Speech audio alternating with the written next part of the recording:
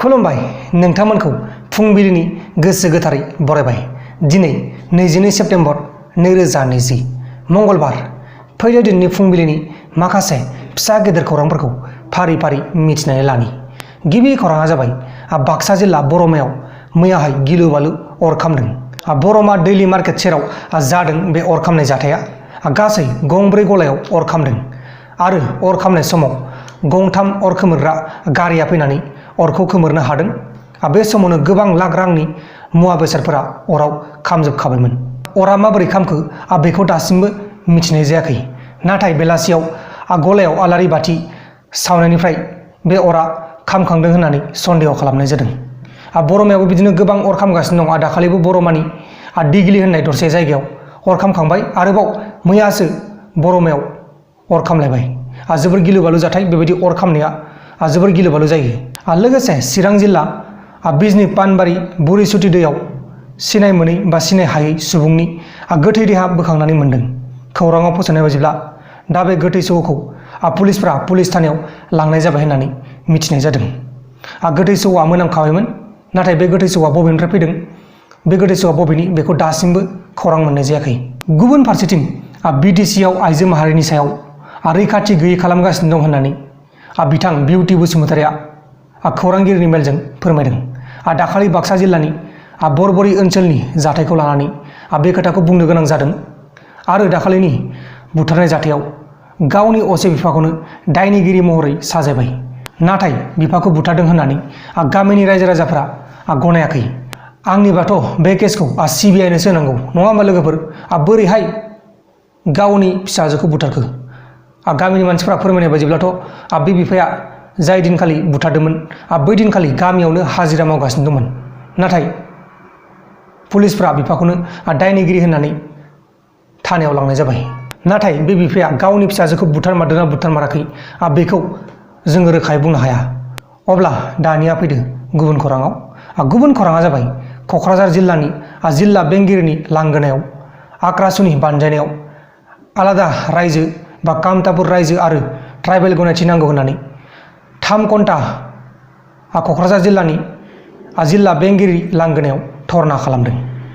लोगोसे मैयाहाय central arm police फर्स हान्जायाव गासै 1 लाखनिबो बांसिन साख्रिनि पस्ट नांगौ होननानै बुंदों। सेन्ट्रेल आर्म पुलिस फर्सआव CRPF आरो BSF हान्जाया थाफायो। नोंथांमोना मिथिखायो जानांगौ, ओरैनो फोरमायनाय जाबाय। गुबुन खौराङा जाबाय मुंदांखा क्रिकेट गेलेगिरि सुरेश रायना बिथाङा काश्मीर भेलियाव जोंनि बे हादोरनि फौजिफोरखौ बुस्ट खालामनो एबा खेला दुला फोरोंनो थाखाय साननैसोनि हाबाफारि लानानै बिथाङा काश्मीर भेलियाव दावबायहैदों होननानै फोरमायनाय जादों। अब्ला दानिया फैलायदो गुबुन खौराङाव। गुबुन खौराङा जाबाय सुशांत सिंह राजपुतनि थैनायनि केसआव एक्ट्रेस सारा आलि खान आरो एक्ट्रेस शारदा कापुरखौ NCBआ सोंथि सोंनाय हाबाफारिखौ लासिगोन आरो एक्ट्रेस राकुलप्रीत सिंहखौबो थाबैनो NCBआ सोंथि सोंनाय जासिगोन होननानै बुंदों।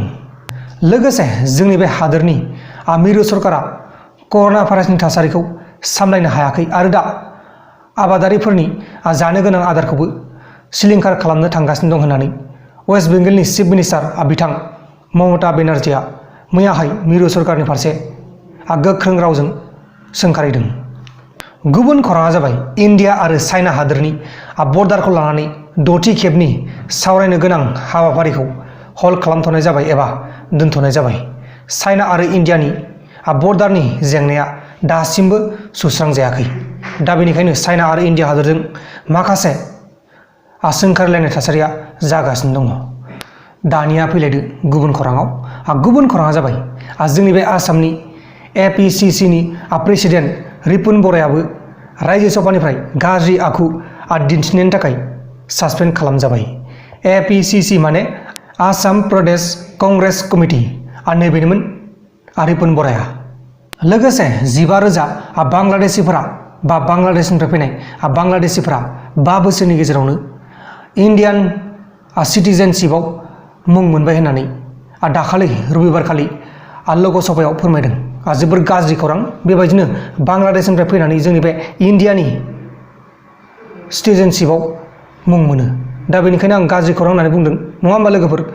जोंनि भारतनि मानसिफ्रानो साख्रि मोनखायाखै जोंफोरनो बेकारै दङ आरोबाव बांलादेशनिफ्राय फैनानै जोंनि बे हादोरखौ थेर बेथेर खालामगासिनो दङ दा बेनिखायनो आं बुंदों गाज्रि खौरां आरो लोगोफोर दिनैनि फुंबिलिनि रादाबफोरा बेखिनिल'मोन जुदि नोंथांमोना आंनि बे भिडिअखौ मोजां मोनदों अब्ला भिडिअखौ शेयार खालाम नोंथांनि लोगोनो जोबोर गोजोननाय थागोन आंनि गोसो गोरबोनिफ्राय बाय बाय।